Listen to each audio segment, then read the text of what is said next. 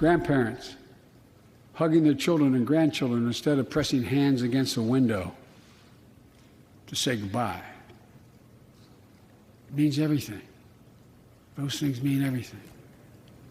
You know, there's still, you all know it, you know it better than any group of Americans, there's still more work to do to beat this virus. We can't let our guard down. But tonight, I can say, because of you, the American people, our progress these past 100 days against one of the worst pandemics in history has been one of the greatest logistical achievements this country's ever seen. President Biden last night on the historic logistical effort to get vaccines from Pfizer, Moderna, and Johnson & Johnson into the arms of hundreds of millions, leading to over 27% of Americans being fully vaccinated so far. And as part of our 50 over 50 ongoing series, there is one thing worth noting about this massive distribution effort. 3 women, all over the age of 50, are behind it. Let's bring in Chief Content Officer and Forbes Media and editor of Forbes, Randall Lane. And Randall, let's blast through this list. Some incredible women from each major company. We'll start with 55-year-old Kathy Wengel of Johnson & Johnson. That's right. And Biden talked about America used World War II language. He talked about us being the arsenal of vaccinations, harkening back to FDR, and the arsenal of democracy. Now, Kathy Wengel at J&J, you can't win a war without supplies, and she's in charge of the supply chain. She's a Princeton-trained engineer, J&J lifer. Her job is to get products to people, and that meant during the lockdown getting cancer treatments to healthcare clinics. It meant making sure the Tylenol lines were running 24/7 to meet demand, and now she's in charge of 10 manufacturing partners across 4 continents. It's a massive job to get the vaccines out.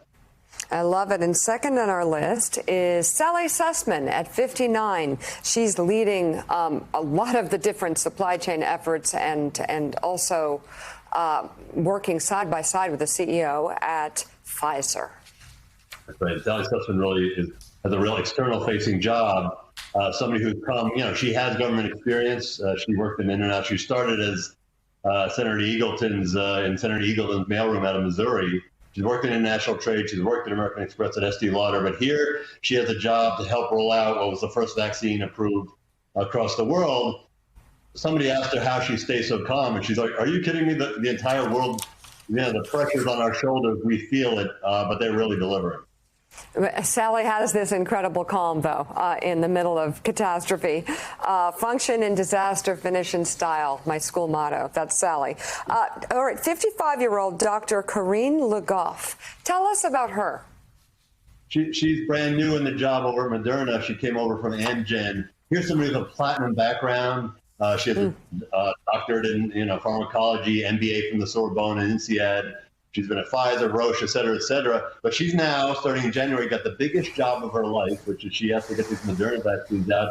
And her job is not done. They just announced, we made some news, or there was some news overnight, and Moderna's committing to 3 billion doses in 2022, next year, because this isn't over. When she talks about 3 billion doses, she's talking about new variants. She's talking about boosters. So these women who are doing this, their job's just beginning, where it's not just like we're going to return immunity and be done. This is going to be an ongoing challenge, and these women are really making it happen.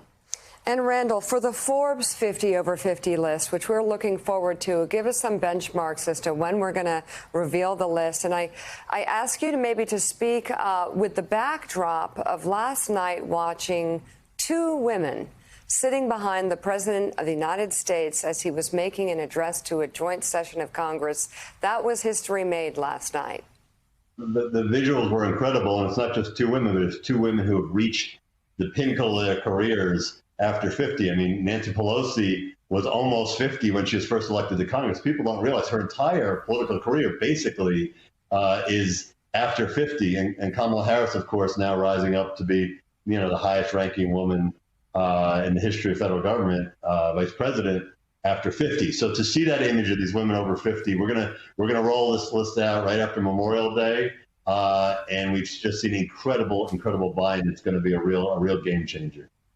I love it. Forbes, Randall Lane, thank you so much. And if you want to know more about 50 over 50, go to knowyourvalue.com or Forbes.com and click on 50 over 50. Hey, thanks so much for watching our YouTube channel. You can follow up on today's top stories and breaking news or catch up on your favorite MSNBC shows all in one place. Download the NBC News app today.